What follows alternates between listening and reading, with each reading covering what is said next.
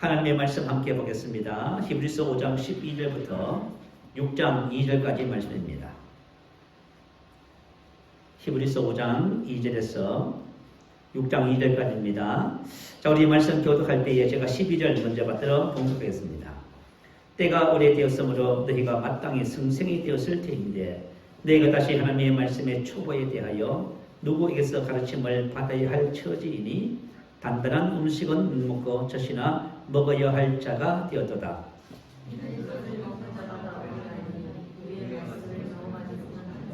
단단한 음식은 장성한 자의 것이니 그들은 지각을 사용함으로 연단을 받아 선악을 분별하는 자들입니다.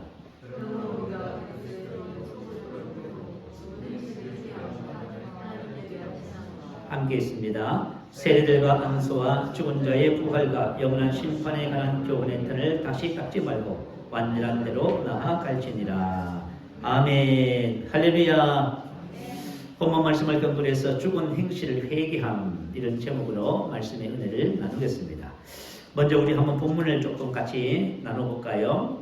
본문 12절에 보면 이렇게 시작합니다. 때가 오래되었으므로 너희가 마땅히 승생이 되었을 때인데, 때가 오래되었다는 것은 수신자들이 그리스도인이 된 지 오래되었음을 의미하지요.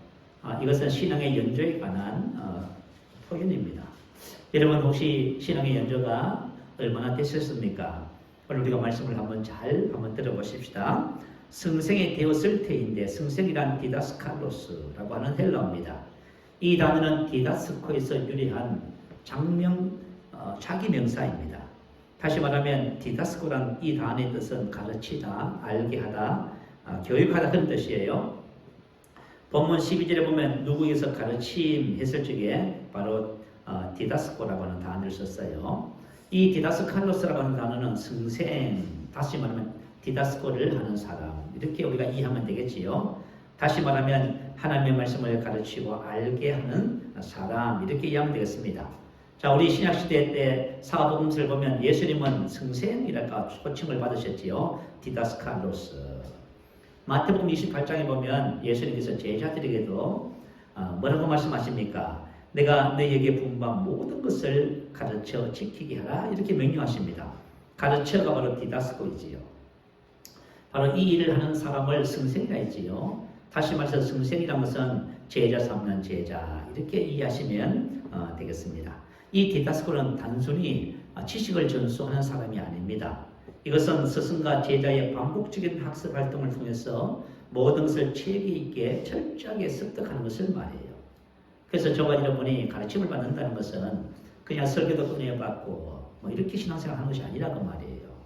하나님의 말씀을 내 것으로 삼아서 철저히 습득해서 말씀을 따라 살도록, 다시 말하면 어린아이 신앙에 빨리 벗어나서 장성한 자가 되어서 제자 삼는 제자가 되도록 이끄는 것을 디다스코, 제자화, 이렇게 우리가 이해하시면 좋겠습니다. 자, 그래서 내가 너희에게 분부한 모든 것을 가르쳐 지키게 하라, 이렇게 말씀하셨지요. 이것을 가지고 제자 삼는, 제자 만드는 제자. 그래서 승생, 이렇게 이해하시면 되겠습니다. 자, 저와 여러분이 마땅히 승생이 되어야만 합니다. 너희가 마땅히 승생이 되어야 돼. 마땅이란 말은 오페일로라고 하는 헬라어입니다. 빚지다, 무엇을 할 의무를 지고 있다, 그 말이에요. 자, 우리 지난번에 신앙생은 빛을 갚는 생활이라 그렇게 표현했지요. 저와 여러분 무슨 빛을 갚을까요? 저와 여러분 예수 그리스도의 은혜를 입었습니다. 이 은혜라고 하는 개념은 바로 빛이라고 하는 그런 개념 같아요. 우리가 예수님께서 우리를 위해서 십자가에서 죽으시고 부활하시고 우리 구원하셨습니다. 그래서 요한일서 3장 16절에 보면 그가 우리를 위하여 목숨을 버리셨으니 우리가 이로써 사랑을 알고 우리도 형제를 위하여 목숨을 버리는 것이 마땅하니라. 오페일로. 예수님께서 저와 여러분을 대신하여 십자가에서 죽으셨지요. 그리고 생명을 주셨습니다. 그래서 저와 여러분도 형제를 위해서 뭐 하는 것이 마땅하다? 형제를 위해서 목숨을 버리는 것이 마땅하다. 이건 빚졌다는 말이죠. 그리고 저와 여러분이 예수를 믿고 지금 이 자리에 이렇게 앉아 있습니다. 여러분 어떠세요? 여러분 스스로 믿어서 이 자리에 오셨습니까? 그렇진 않지요. 누군가 나를 위해서 기도하셨고 인도하셨고 또 가르쳐 주셨고 그랬던 것입니다. 저도 마찬가지예요. 저도 아마 청년 때까지만 해도요, 친구들이 예수 믿으면 너나 믿으라 했지요. 사실 믿으려고 생각도 하지 않았고요. 뭐 그런 것은 안중에도 없었습니다. 근데 제가 군에 입대를 하고 나서 저희 가정에서는 저희 둘째 누나가 처음으로 예수를 믿었습니다. 얘도 성공교를 다니셨어요. 그런데 제가 군에 입대하고 나서 하나님께서 그렇게 기도를 많이 시키더래요. 그래서 기도를 구역 식구들하고 많이 했답니다. 그러는 가운데 제가 꿈에서 하나님을 만났습니다. 참 놀랍죠. 꿈에서 하나님을 만나서 제리에서 그죠? 대구 순봉기를 가게 되는데요. 한 집사님이 저를 막 인도하시는 거예요. 총각 하나님 살아계시니까 한 번만 교회 가자. 하도 그래서 말이죠. 미안해서 교회를 가게 된 것입니다. 고스간 목사님의 설교를 듣게 됐고요. 그때 마음에 처음으로 감동을 받았어요. 청년 선교회 전사님 그리고 형제 자매들 그리고 지금까지 쭉 신앙생활 하면서요. 또 이 복음의 은혜를 입었지요. 그래서 저와 여러분이 지금까지 이렇게 신앙생활 해온 것 저와 지금 다 은혜를 통해서 된 것입니다. 그래서 이제 뭘 해야 된다고요? 빚을 갚아야지요. 여러분 우리 인생의 삶이 은혜를 갚는다는 것은 그 마땅한 것이다 그 말이에요. 그래서 저와 여러분이 마땅히 뭐가 되어야 되냐면 제자 삼는 제자가 되어야만 합니다. 자, 여러분 자신에게 한번 질문해 보세요. 나는 제자인가? 당연히 제자지요. 그러면 또 두 번째 한번 질문해 볼까요? 나는 제자 삼는 제자인가? 여러분 이 질문에 확실하게 대답을 하셔야만 합니다. 하나님의 소원과 뜻은 모든 사람이 구원을 받고 진리를 아는데 이르기를 원하신다고 하셨지요. 그죠? 근데 하나님은 저와 여러분이 제자가 될 뿐만 아니라 제자 삼는 제자가 되기를 원하셔요. 그래서 만약에 저와 여러분이 이것을 마음에 두고 여러분이 지금 살고 계신다면 하나님의 뜻과 일치하는 그런 삶을 여러분이 지금 살고 계신 것입니다. 자, 12절을 우리 한번 계속 볼까요? 하나님의 말씀의 초보에 대하여 누구에게서 가르침을 받아야 할 처지니 하나님의 말씀의 초보가 뭘까요? 하나님의 말씀의 초보는 히브리서 6장 1절에 2절에 나와 있어요. 그러므로 우리가 그리스도의 도의 초보를 버리고 죽은 행실을 회개함과 하나님께 대한 신앙과 세대들과 안수와 죽은 자의 부활과 영원한 심판에 관한 교훈의 틀을 다시 닦지 말고 완전한 대로 나아갈지니라. 그리스도의 도의 초보가 바로 하나님의 말씀의 초보입니다. 자, 그리스도의 도의 초보를 버리고가 아니고요. 이 말은 이 초보를 가지고 완전한 대로 나가야 된다는 것을 포인하고 있는 단어입니다. 자, 그래서 사람이 성장하기 위해서는 성생이 되는 비결, 제자 삼는 제자가 되는 비결이 뭐지요? 바로 그리스도의 도의 초보를 알고 이 초보를 내 것으로 삼아서 완전한 대로 나가야만 합니다. 자, 처음이가 뭐 죽은 행실을 얘기하는가? 하나님께 대한 신앙과 또 세 번째는 세례들과 안수와 죽은 자의 부활과 영원한 심판 이 6가지입니다. 그래서 저와 여러분이 이 6가지를 통해서 가르침을 받아야만 합니다. 그럴 때 우리가 마땅히 승생이 됩니다. 자, 오늘 본문 13절 14절에 보면 어린 아이 신앙과 장성한 신앙이 이렇게 비교되고 있습니다. 자, 어린아이 신앙은 어떤 모습일까요? 이렇게 기록했네요. 이는 젖을 먹는 자마다 어린 아이니 의의 말씀을 경험하지 못한 자요. 자, 의의 말씀을 그리스도의 도의 초보를 경험하지 못했다는 것입니다. 이것은 생소한 잘 알 수 없는 익숙하지 않는다는 그 말이에요. 말씀을 보기는 보는데 이것을 내 것으로 삼아서 이것을 삶에 적용하는 것입니다. 그리고 이 말씀대로 우리 삶의 열매를 결과를 만들어내는 것입니다. 그런데 이걸 못한다는 거예요, 여러분. 혹시 여러분들이 말씀을 듣고 지금 알고 있다 하지만 말씀을 여러분 것으로 삼아서 만약에 이 말씀대로 여러분 치유를, 생명을, 의를, 거룩과 건세와 영광을 여러분이 나타내지 못하면 어린아이 신앙입니다. 그래서 우리가 때가 오래되었으면 마땅히 성생이 되어야만 합니다. 그리고 하나님께서 주신 기업이 있지 않습니까? 그 기업을 누리지 못하고요. 또 이 은혜를 다른 사람에게 효과적으로 전할 수도 없습니다. 왜냐하면 내가 누리지 못하는 것을 어떻게 전할 거예요? 여러분들이 만약에 하나님의 은혜를 정말 내 것으로 삼아서 여러분 누리잖아요. 그러면 여러분이 심령에 어떤 마음이 생긴지 아세요? 이 좋은 것은 나만 가지고 있으면 안 돼. 내가 다른 사람에 나누어야 돼. 뭐 이렇게 가는 거예요, 여러분. 여러분이 아직까지 그런 심령에 그런 것이 없다면요. 여러분이 아직까지 이 말씀에 생소한 거예요. 이 말씀을 아직 모르고 있는 것입니다. 그리고 14절에 보면 장성한 자가 있지요. 단단한 음식은 장성한 자의 것이니 그들은 지각을 사용함으로 연단을 받아 선악을 분별하는 자들이라 이렇게 기록했습니다. 지각을 사용한다는 것은 지각은 감각기관을 말해요.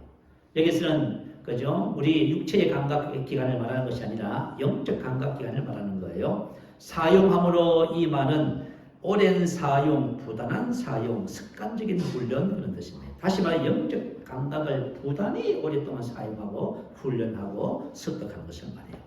연단을 받았다 이 말은 훈련하다, 훈련에 의해서 단련시켰다. 그러면 지각을 사용하고 연단을 받았다 이 말은 끊임없이 영적 분별력을 사용하고 훈련하므로 영적 분별력이 탁월해졌다 그 말이 되겠지요. 자, 여러분 성숙한 그리스도인은 하나님의 말씀을 통해서 자신의 영적 분별력을 꾸준하게 훈련하는 사람을 말해요. 여러분들이 하나님의 말씀을 고백하고 영으로 기도하면서 내 것으로 만들고 이것이 내 것이 되어서 저와 여러분 안에 이 말씀이 장착됨으로 예리한 분별력을 가지는 거예요. 여러분 선악을 분별한다는 것이 무슨 뜻이냐면 지혜로운 삶, 탁월한 삶을 산다 그 말이에요. 여러분 하나님의 말씀이 우리 속에 들어오잖아요. 그럼 여러분 영적인 감각이 뛰어나게 돼요. 그래서 삶을 보면요. 옳고 그른가 가야 할 길, 가지 말아야 할 길, 우리가 바르게 선택할 모든 지혜와 능력이 거기서 나와요. 여러분 한번 생각해 보세요. 우리가 인생의 삶을 살면서 여러분 우리 인생은 누구에 의해서 나의 인생이 만들어집니까? 전부 다 나의 선택의 결과입니다. 여러분 한번 생각해 보세요. 누가 여러분 대신 선택해 주는 것이 있나요? 없어요. 인생의 삶의 모든 것은 내가 선택한 그 길을 따라서 하는 거예요. 근데 내가 지금 선택한 그 길이 지금 나의 지금 현재 삶이라고 하잖아요. 자, 그렇다면은 나의 선택이 올바르다면, 나의 선택이 하나님의 뜻에 합당하다면, 나의 선택이 지혜롭다면은 저와 여러분 성공적인 삶을 살 수밖에 없습니다. 대부분의 성도님들은 자신의 생각과 판단과 계획과 이런 모든 것이 바른지 그런지를 알지를 못합니다. 그래서 후회하게 되고요. 그렇게 되는 것이에요. 그런데 만약에 저와 여러분이 하나님의 말씀을 통해서 영적 감각, 영적 지각, 감각, 영적 분별력을 훈련하고 또 훈련하고 훈련해서 이것이 뛰어나다면 저와 여러분 탁월한 삶을 살 수밖에 없습니다. 자, 오늘 말씀을 나누고자 하는 것은요. 하나님의 말씀의 초보, 그리스도 도의 초보입니다. 자, 오늘 히브리서 6장 1절 2절 보니까요. 그리스도의 도의 초보가 첫 번째가 죽은 행실을 회개함이지요. 죽은 행실을 회개함에 대해서 중점적으로 말씀을 함께 나누겠습니다. 자, 죽은 행실이라는 것은 뭐냐면 사망으로 인도하는 행위들을 의미합니다. 내가 하는 행위들이, 내가 하는 말과 행동과 생각들이 나를 죽음으로 인도하는 행위가 있어요. 반면에 나를 생명으로 인도하는 길이 있단 말이에요. 여러분 놀랍지요? 여러분 하나님의 말씀은 저와 여러분 뭘 가르쳐주는지 아세요? 생명과 사망과 복과 저주의 길을 가르쳐줘요. 그래서 여러분들이 하나님의 말씀을 경청하면 생명의 길, 축복의 길을 발견하게 되는 겁니다. 그렇지 않잖아요. 그러면 저와 여러분이 듬벙듬벙 인생을 사시다가 전부 함정에 빠지는 거예요. 질병에 빠지고요, 어려움에 빠지고요, 문제 속에 빠지고, 갈등 속에 빠지고, 재정적인 어려움에 빠지고요. 인생의 삶의 함정에 전부 다 빠질 뻔해요. 그런데 하나님의 말씀을 잘 경청해서 생명의 길을 발견하고 그 길을 걷는다면 우리는 인생의 삶에 성공할 수밖에 없게 되어 있습니다. 자, 그렇다면 도대체 죽은 행실은 뭘까요? 여러분 세 가지입니다. 이거는 성경에서 말하는 거예요. 세상이 가르쳐주진 않아요. 세상에서는 오히려 반대예요. 근데 성경은 죽은 행실이 뭔지를 정확하게 가르쳐줘요. 자신의 열심으로 하나님의 의를 행하거나 하나님의 축복을 받아내려고 시도하는 모든 행위들이에요. 여러분 말이 좀 어렵습니까? 다시 말하면 자신의 열심으로 하나님의 의를 말씀을 순종하겠다는 거예요. 그리고 내가 하나님의 축복을 열심히 헌금하고 열심히 노력하고 수고해서 받아내겠다는 거예요. 이것을 성경은 죽은 행실이라고 말합니다. 참 너무 이상하지요. 아니 목사님, 하나님 말씀대로 살아야 되고 하나님의 축복을 받기 위해서 기도도 하고 해야 되지 않습니까? No. 성경은 그렇게 말하지 않아요. 성경은 그것을 죽은 행실이라고 말을 해요. 잘 들어보세요. 오늘 저와 여러분이 이거 발견하지 못하면 신앙생활 평생 열심히 해놓고요. 죽은 행실만 하는 거예요. 우리 이걸 옛날에 몰랐잖아요. 그건 지금만 알아요. 자, 로마서 10장 2절 3절 말씀 보니까요. 내가 증언하노니 그들이 하나님께 열심히 했으나 올바른 지식을 따른 것이 아니니라. 하나님의 의를 모르고 자기 의를 세우려고 힘써 하나님의 의에 복종하지 아니하였느니라. 자 봐요. 하나님께 열심히 따잖아요. 근데 뭘 안 따랐어요? 올바른 지식. 저와 여러분이 복음에 대한 그죠? 올바른 지식을 갖지 않고 신앙생활 하잖아요. 그러면 여러분 전부 죽은 행실에 빠져요. 자, 여러분 혹시 제 문제로 고민하시고 계신 분 있어요? 혹시 여러분 제 문제, 죄를 이기려고 복음 못하고 계신 분? 그게 바로 죽은 행실이다 그 말이에요. 왜 그럴까요? 하나님의 의를 몰라서 그러지. 하나님의 의가 뭐예요? 하나님과 예수 그리스도잖아요, 여러분. 여러분 안에 계신 예수 그리스도 하나님의 의를 알면 저거는 죄에서 해방되는 거예요, 여러분. 우리 남자들은 담배를 술 끊으려고, 우리 여성분들은 게으름을 좀 끊으려고, 뭔가 성격과 기질을 조금 바꿔보려고 좀 애를 쓰는 거예요. 그거 다 죽은 행실이에요. 아니 목사님, 이걸 그렇게 열심히 해야 되지 않습니까? 아니에요, 여러분. 여러분이 그렇게 하고는 다는 거기서 못 빠져나와요. 그걸 가지고 죽은 행실이라고 성경 말하는 거예요. 이것은 왜냐하면 이것은 하나님의 방법이 아니기 때문에 그래요. 하나님의 방법은 믿음의 방법입니다. 자신의 열심으로 하나님의 축복을 받아내려는 모든 시도들이 바로 죽은 행실입니다. 월요일날 우리 교회에 두 분이 오셨어요. 코칭을 받으려고 오신 거예요. 사랑하는 성도 여러분, 하나님의 복음을 알기 위해서 이렇게 먼 서울에서 여기까지 찾아오는 사람이 있어요. 그죠? 그 열심히 참 특심이지. 근데 이제 그분들은 아직 복음을 잘 몰라요. 그래서 제가 무슨 얘기를 했더니 사모님께서 무슨 생각을 했냐면 목사님 그 기도 열심히 하면 되겠네요. 이렇게 말을 하려고 했답니다. 자, 봐요. 이미 우리의 사고가 뭐예요? 뭘 하나님의 축복을 받아내고 뭐 문제를 해결하는 것. 그러면 어떻게 생각해요? 뭘 열심히 하면 되겠네. 이렇게 접근해요. 이건 뭐냐면 우리의 사고방식이 이미 율법적 사고방식을 갖고 있어요. 뭘 해야 된다는 것입니다. 여러분이 만약에 뭘 해야 된다는 사고방식을 갖고 있으면 여러분 그것은 율법적인 사고방식이고 죽은 행실이에요. 갈라디아서 3장 9절 10절에 보면 믿음으로 말미암은 자는 믿음이 있는 아브라함과 함께 복을 받느니라. 무릇 율법 행위에 속한 자는 저주 아래 있나니. 자, 이건 보세요. 저와 여러분 믿음을 안에 있으면 믿음이 있는 아브라함과 함께 똑같은 복을 받습니다. 그런데 무릇 율법 행위에 속한 자는 저주 아래 있다잖아요. 저와 여러분 뭘 받아내려고 뭘 하려고 하는 모든 그것이 뭐지요? 저주란 말이에요. 저주. 이 복이 아니란 말입니다. 믿음과 율법은 분명한 차이가 있어요. 반대 개념이에요. 믿음이라는 것이 뭐예요? 하나님께서 예수님을 통해서 이루어 주신 그것, 그래서 나에게 주신 그것을 알아가는 거예요. 여러분, 하나님께서 나에게 주신 것을 알아가잖아요. 그러면 저와 여러분이 의가 회복돼요. 영생, 아브라함의 축복이, 능력이. 여러분, 이것을 우리가 알아가잖아요. 이것을 알아갈 때 그것이 우리의 삶에 실제가 되는 거예요. 이걸 가지고 올바른 지식을 따르는 것이라고 말하는 거예요. 저와 여러분이 올바른 지식을 따라서 신앙생활을 하잖아요. 그러면 하나님께서 예수님을 통해서 나에게 주신 것이 기업이 뭐예요? 영광의 풍성함.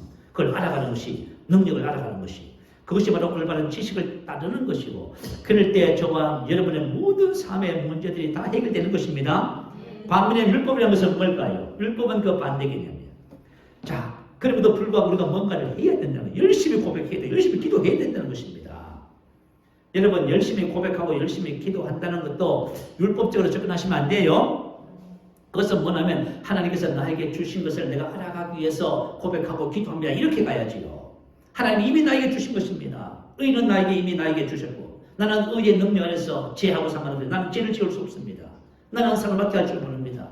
저와 여러분이 그리스도 안에서 주신 것들을 알아가는 것이 바른 올바른 지식을 따르는 것이고, 그 외의 모든 신앙의 삶의 모습은 율법적인 신앙의 삶입니다. 그래서 여러분 갈라디아서 3장 10절에 말했지요. 무릇 율법 행위에 속한 자. 저와 여러분은 너희는 그 은혜에 의하여 믿음으로 말미암아 구원을 받았으니라고 합니다. 완로 수동태. 여러분 완로 수동태가 무슨 말인지 아시죠? 그래서 수동태는 저와 여러분이 한 것이 아무것도 없어요. 하나님께서 우리에게 나에게 하나님의 축복을, 아브라함의 복을 주셨는데 내가 한 것이 아무것도 없어요. 그냥 주신 거예요. 그분이 다 하셔서 주신 거예요. 그래서 완로 수동태는 완료된 거 이미. 그리고 그 완료된 것이 앞으로 계속 나에게 있습니다. 여러분에게 하나님의 생명이 있습니다. 여러분에게 예수님을 죽은 자 가운데서 살리신 능력이 있습니다. 그죠? 이런 말이 다 있는 거예요. 자, 근데 이것을 우리가 어떻게 하겠다고요? 그게 죽은 행실이라고 하는 거예요. 그래서 저만 여러분이 아무것도 하지 말아야만 합니다. 아무것도 하지 마세요. 하려고 하는 모든 것이 죽은 행실. 그러면 어떻게 합니까? 하나님이 주신 것을 알아가는 거예요. 할렐루야. 단순히 하나님이 나에게 주신 것을 알아가는 것이 전부입니다. 그럴 때 저와 여러분이 하나님의 생명으로, 하나님의 의로, 아브라함의 축복으로, 능력과 건세로, 예수님의 건세로 어떻게 살아가요? 세상을 다스리고요. 정복자가 더한 자로, 축복의 사람으로 열매 맺는 삶으로 살아가는 것입니다. 여러분 이것을 깨닫는다는 것이 너무너무 중요해요. 죽은 행실을 회개하면 자기 열심을 내려놓고 다시 말하면 뭔가를 하려고 하는 모든 것을 내려놓습니다. 우리 영 안에 계신 주의 영광을 바라보는 것입니다. 우리 지난주에 말씀 나눴지요.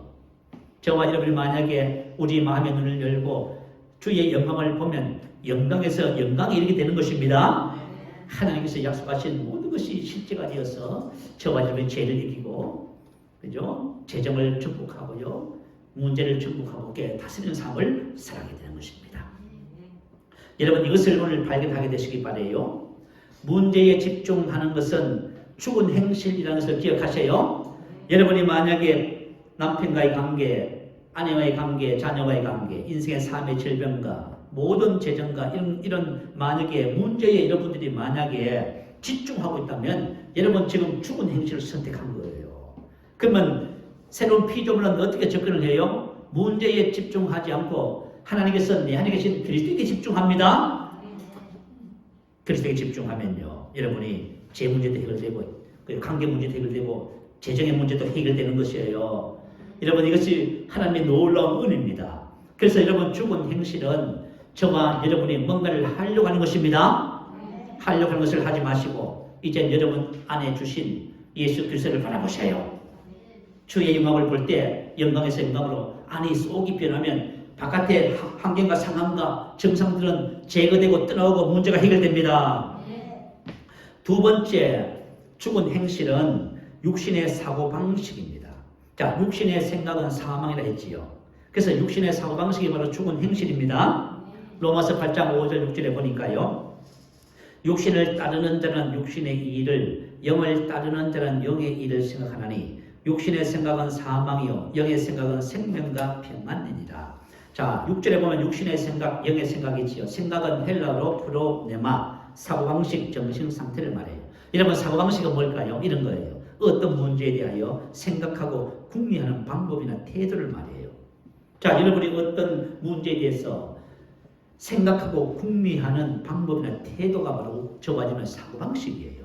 그러면 영의 사고방식이란 뭘까요? 영의 사고방식은 말씀을 통해서 형성된 사고방식을 말해요. 예수님이 그러셨잖아요. 내가 너에게 이런 말이 영이요 생명이라 했잖아요. 그래서 영의 사고방식은 오직 하나예요. 하나님의 말씀, 그리스도의 말씀을 통해서 형성되어 있는 사고방식이에요. 자, 그러면 이와 같은 사고방식은 어떻게 생길까요? 여러분 사고방식은 어떻게 생기냐면 여러분이 받아들이는 정보를 통해서 되는 거예요. 여러분 정보 보고 듣고 느끼고 하는 정보가 얼마나 중요한지 아세요? 여러분 어제 지난주에는 말씀 나눴죠. 시각에 보는 것에 대해서. 보는 시신경이 다른 신경보다 크다고 하지요. 그래서 보는 것이 뇌의 사고 기능에 미치는 영향이 크다고 했지요.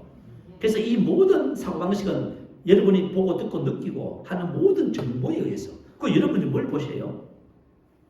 뭘 보고 뭘 그죠? 말하고 그렇게 하시냐고요. 그것이 여러분의 사고방식을 만드는 거예요. 그래서 시편 1편 1절 2절은 하나님의 백성들이 해야 할 것과 하지 말아야 할 것을 말씀을 기록해놨어요.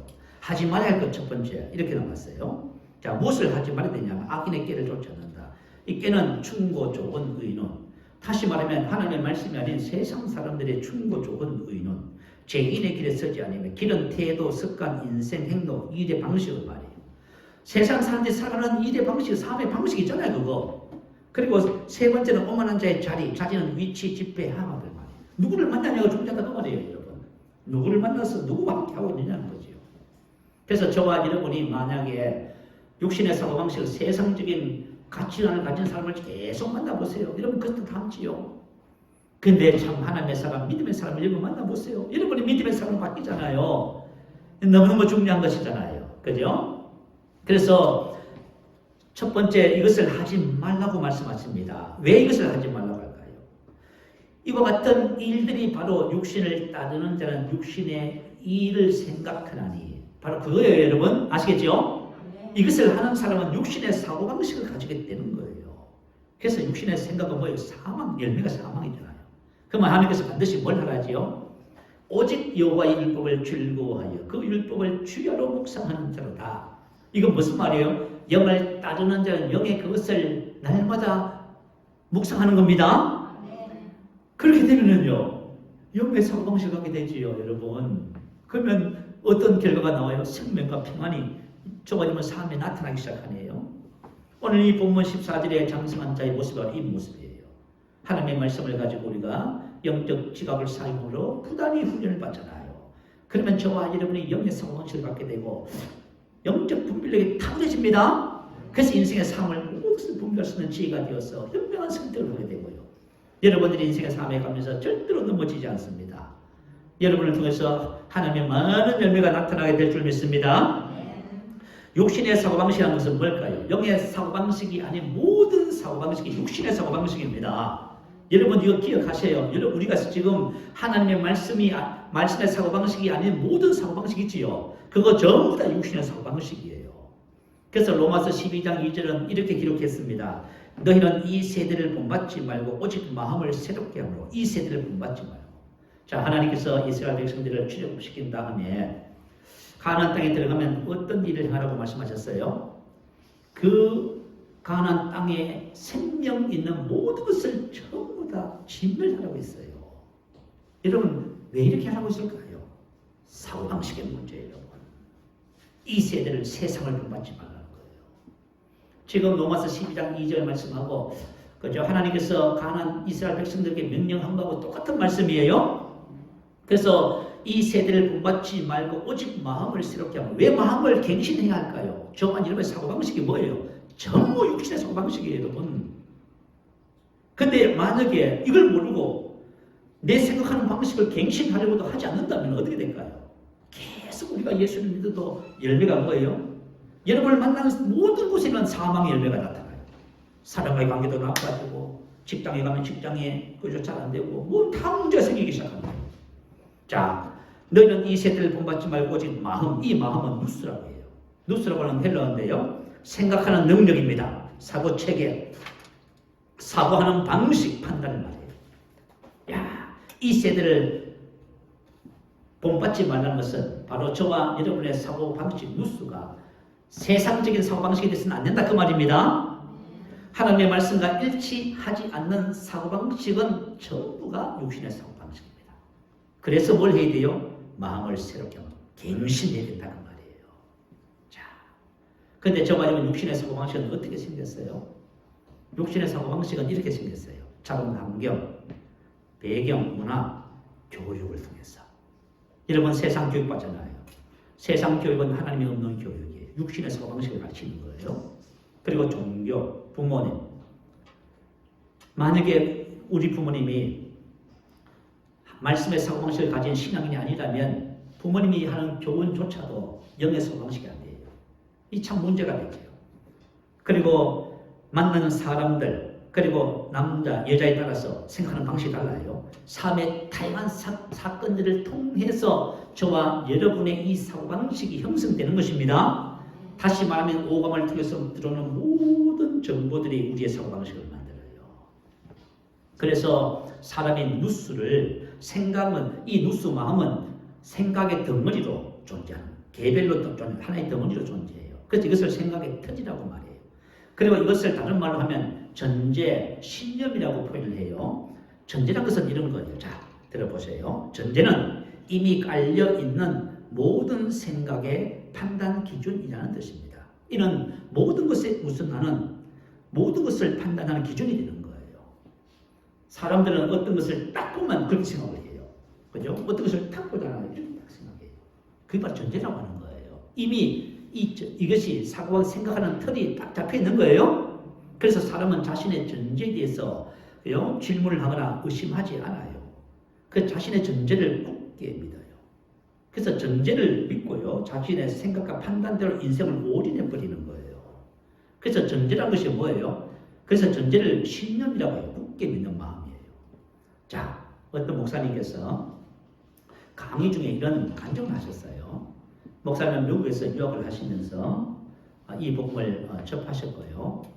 거기서 목사님이 되셔서 안수를 받고 국내에 들어오셔서 1990년도에 목회를 시작하셨다고 합니다. 그래서 개척을 하고 이제 세월이 이제 지난 후에 이제 40대 초반 때에 어느 날 사모님이 목사님에게 다음과 같은 선언을 하셨대요. 뭐라고 하셨냐면은 나는 당신이 목회를 은퇴하는 날 당신하고 더 이상 살고 싶지 않습니다. 이혼할 수도 있습니다. 이렇게. 근데 목사님은 그 얘기를 듣고 깜짝 놀랐대요. 왜 놀랐겠어요? 목사님은 한 번도 당신께서 사모님에게 잘못한 것이 없다고 생각하는 거예요. 그냥 한 번도 용서를 빌린 거 없어요. 여러분 한번 살아오면서 여러분 남편에게, 자녀에게, 부모에게 미안합니다, 잘못했습니다 말해본 적이 없는 분. 그건 왜 그러냐면 여러분의 전제가 아주 철저하게 자기를 믿어요. 자기 일을 믿어, 자기. 나는 항상 옳아, 나는 발라 이렇게 생각해요.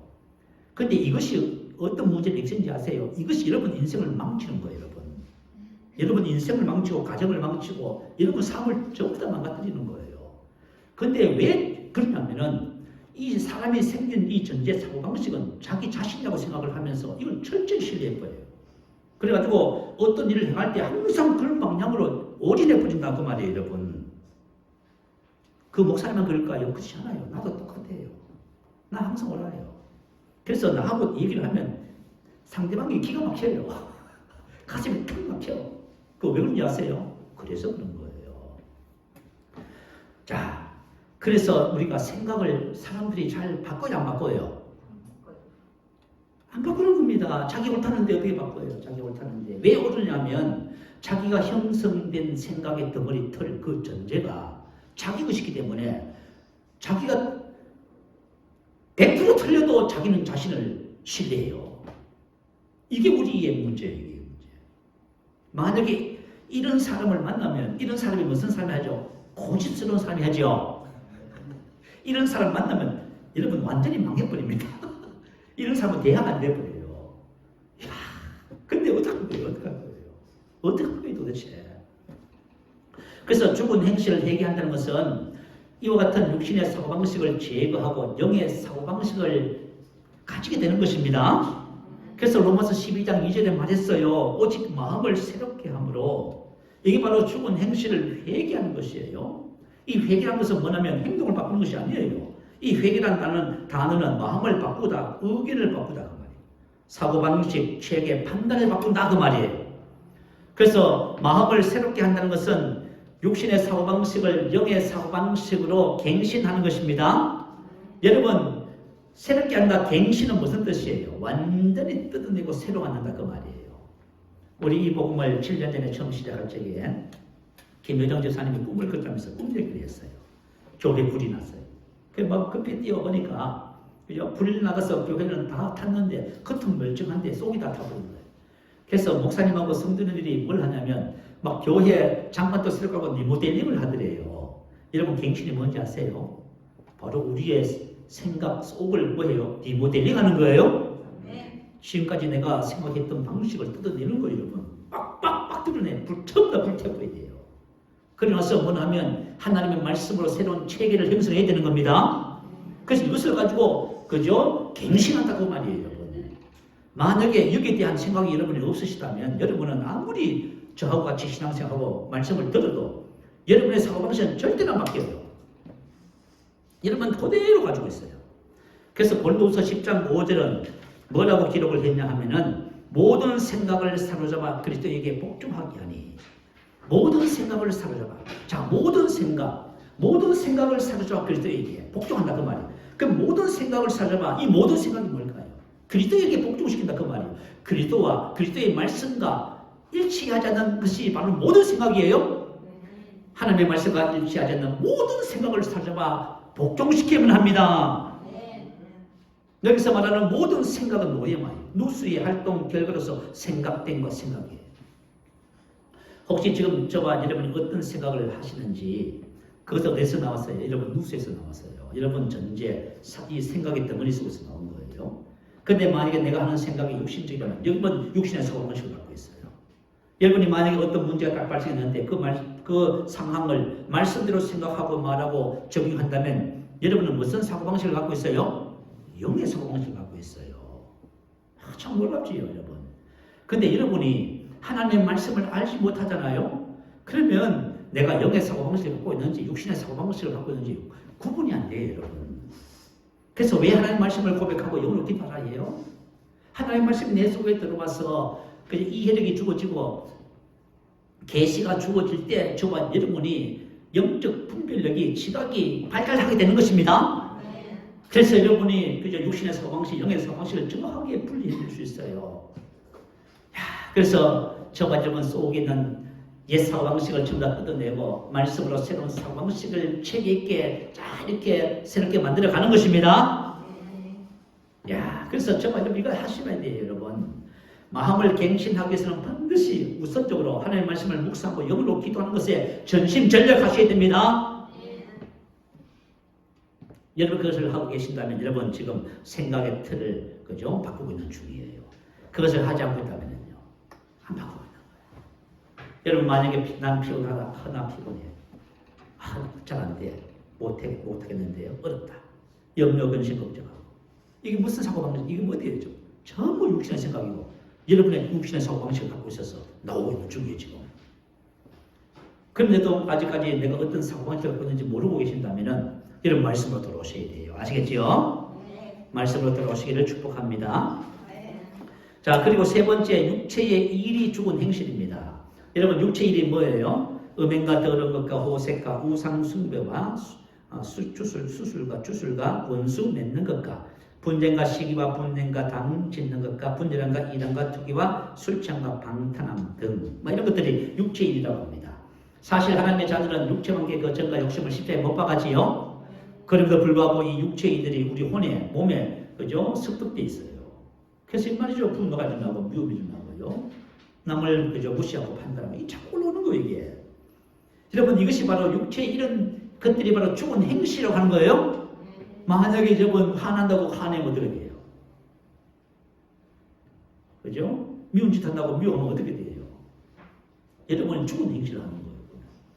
내가 만약에 밉다고 미워하잖아요. 그러면 미움을 내 마음에 심어요. 그러면 어떻게 돼요? 잘 알겠지요. 그래서 갈라디아서 6장 8절은 이렇게 기록해요. 자기 육체를 위하여 심는 자는 육체로부터 썩어질 것을 거두고.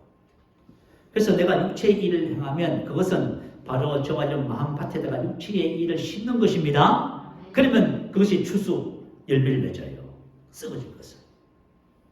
그래서 성경은 분을 이어도 죄를 짓지 말며 해가 지도록 붕을 품지 말고 마귀로 틈을 주지 말라 이렇게 기도했어요. 여러분 만약에 화난다고 화풀 그거 내시고 말이죠. 그죠? 짜증난다고 짜증 내시고 원망하시고 말이죠. 불평하시고 한번 해보세요. 어떻게 되는가? 그러면 저가 지금 뭘 거둬요? 여러분 인생의 삶에 썩어진 것만 거두게 돼 있어요. 그게 죽은 행실이에요. 그래서 저와 여러분 죽은 행실이 나의 삶에 영향을 끼치는 즉시 벗어버리세요. 여러분 잘 하시잖아요. 우리 말씀을 통해서 다 배우셨잖아요. 죽은 행실은 내가 아니고 나는 이미 예수와 함께 옛사람은 벗어버렸습니다. 그것이 나에게 영향을 끼치면 내가 아닙니다. 부인하면서. 그래서 저와 여러분이 그리스도 안에서 내가 누구인지를 모르면은 죽은 행실을 못 벗는 거예요, 여러분. 그죠? 짜증내고 원망하면서, 그죠? 나 피곤해, 어려워, 힘들어, 이렇게 하면서도 계속 그것을 하고 계십니다. 그게 죽은 행실인지도 모르고.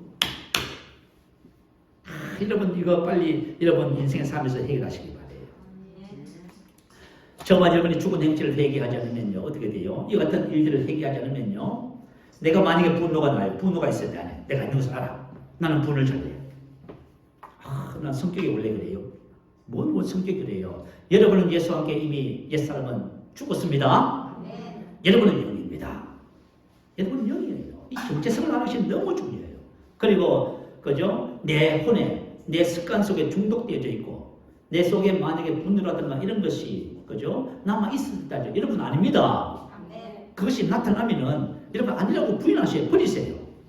내가 만약 이것을 버리지 않잖아요. 그럼 어떻게 돼요? 미움을 내가 버리지 않고 가만히 두고 있어요. 그러면 여러분이 어떻게 돼요? 분노의 종이 됩니다. 참 희한하지요. 그래서 항상 화를 내요. 항상 미워해요. 항상 원망해요. 뭐죠? 여러분이 좀 종이 돼서 그런 거예요. 그래서 저와 여러분이 이것을 벗어버리고 하나님의 성품을 그리스도의 마음을 품어서 저와 여러분 사랑의 종이 되고 기쁨의 종이 됩니다. 그래서 우리가 많은 열매를 맺게 되어지는 것입니다. 자, 저와 여러분이 이 세 가지 죽은 행실을 꼭 기억하셔야 돼요. 이 세 가지 죽은 행실을 회개할 때 우리 인생의 삶에 두 가지 축복이 주어져요. 첫 번째는 우리 마음밭이 옥토밭이 됩니다. 베드로전서 2장 1절 2절 말씀에 기록하지요. 그러므로 모든 악독과 모든 기만과 외식과 시기와 모든 비방하는 말을 버리고는 뭐예요? 부정과거 중한대예요. 다시 말하면 이것은 내가 아닌 거예요. 이것은 전부 다 죽은 행실이에요. 죽은 행실은 이미 저와 영을 벗어난 거예요. 그런데 이것이 삶에 영향을 끼치면 이것을 버리면 합니다. 내가 아니라고 버리시기 바랍니다. 믿음으로 하세요. 그런데 만약에 이것을 그죠? 믿음의 방법이 아닌 자기 열심으로 해결하려고 막 기도하고 고민하고 갈등하고 계시면은 여러분 죽은 행실을 선택하고 있는 거예요.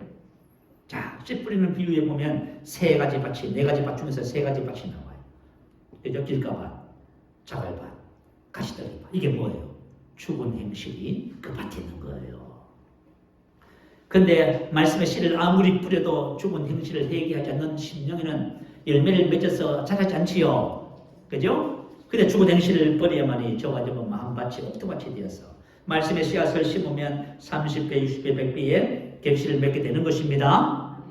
그래서 예레미야서 4장 3절은 이렇게 권면했어요. 여호와께서 유다와 예루살렘 사람에게 이와 같이 이르노라. 너희 묵은 땅을 갈고 가시덤불에 파종하지 말라. 도대체 묵은 땅을 갈고 가시덤불에 파종하지 말이 무슨 말이냐면 너희는 스스로 할례를 행하여 너희 마음 가축을 배우고 이거예요. 농사를 짓는 사람이 만약에 묵은 땅 가시덤불 그냥 둔 채로 씨앗을 뿌리나요? 그러면 그분은요 씨앗값이 얼마나 비쌉니까? 그거 전부 다 하나도 못 줍니다. 그죠? 묵은 땅은 갈아야 되고 가시덤불은 제거해야만 합니다. 우리 마음에 그죠? 바로 이와 같은 그죠? 죽은 행실이 있다 그 말이에요. 이것을 너희 스스로 할례를 행하여 너희 마음 가축을 배라고 하십니다. 할례는 뭐요? 옛것을 버리는 것이지요. 옛것을 버릴 때 저와 여러분이 좋은 밭이 되는 것입니다. 그런데 이것은 누가 해야 돼요? 수술하는 겁니다. 내 마음밭은 내가 해야 돼요. 여러분 마음밭은 여러분이 해야 돼요. 여러분이 혹시 만약에 말씀이 안 들려온다. 여러분 마음 길가밭이라서 그래요. 여러분. 아니 세상에 하나님께서 말씀을 주셔서 내가 그 말씀을 통해서 나를 구원하고 살리시는데 말씀을 못 듣네? 그거 왜 그래요? 마음이 길가밭이라서 그렇다니 그러네. 목사님이 설교를 잘 못해서 엄티 같은 설교를 해서 그래요? 그냥 성경만 읽어도 하나님의 말씀인데요.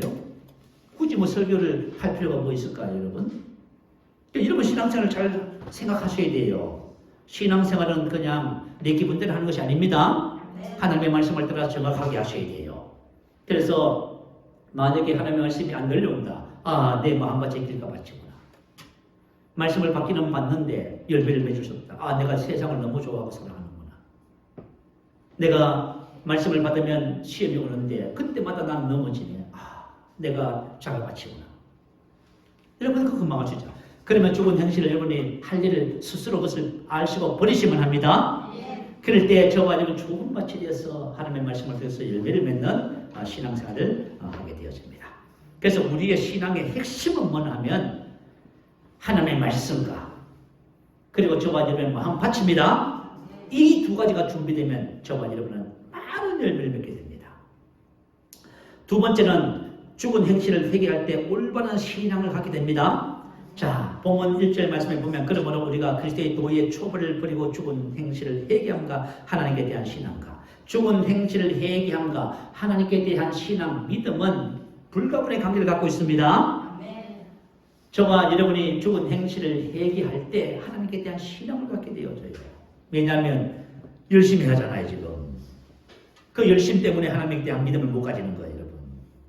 그리고 여러분 각자의 사고방식 때문에 하나님의 말씀을 여러분 코에 걸면 코걸이 되고 귀에 걸면 귀걸이 되네, 세상에. 아니 요즘 성도들이 뭐라고 하는지 아세요? 이 목사님 이렇게 설교하고 저 목사님 저렇게 설교하고. 그래서 이렇게 말합니다. 아이고 하나님의 말씀은 코에 걸으니까 코걸이가 되고 귀에 걸으니까 귀걸이가 되네요.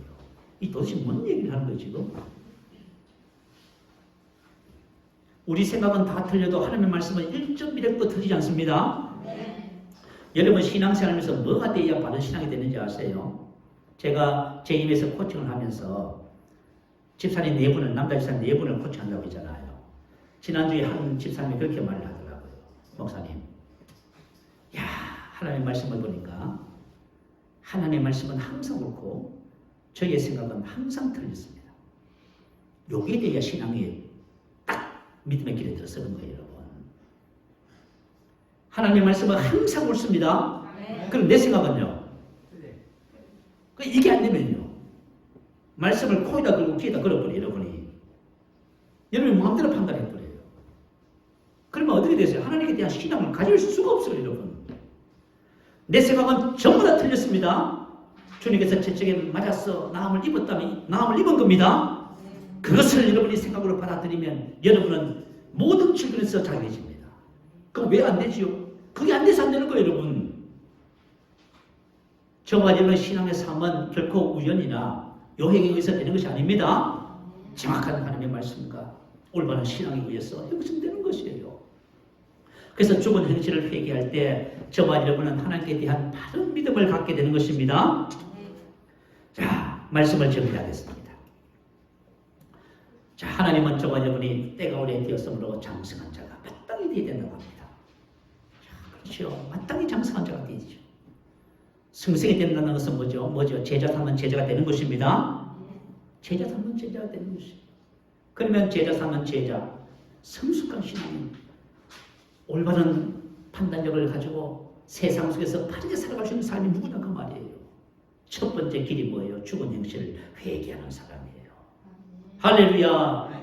죽은 행실을 회개한다는 것이 무엇인지 여러분 오늘 발견하셨으면 아멘 하시기 바랍니다. 죽은 행실은 자신의 노력과 힘으로 하나님의 의를 행하려고 하는 것입니다. 그리고 하나님의 축복을 받아내려고 하는 것이에요. 이미 하나님의 모든 축복은 나에게 주어졌고 내가 그것을 알기만 하면 그것은 나의 삶의 실제가 됩니다. 하나님의 말씀으로 형성된 사고방식이 아닌 모든 육신의 사고방식은 죽은 행실. 여러분이 만약에 여러분 자신의 생각을 신뢰하고 그게 인생을 올인하면서 살아간다면 여러분은 반드시 죽은 행실을 통해서 그죠? 후회하게 되는 삶을 살게 될 거예요. 여러분이 빨리 우리 해결하셔야 됩니다. 성령의 열매가 아닌 육체의 모든 열매들은 전부 다 죽은 행실입니다. 오늘 함께 기도하시면서요. 오늘 이 문제 해결하십시다.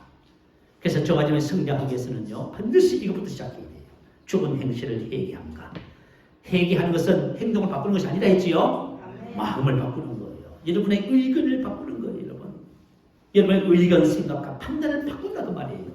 하나님의 말씀대로 바꾸어서 저와 여러분이 장성한 자로 성장해 가십시다. 할렐루야. 우리 말씀을 생각하면서 한번 부르시기도 합니다. 할렐루야.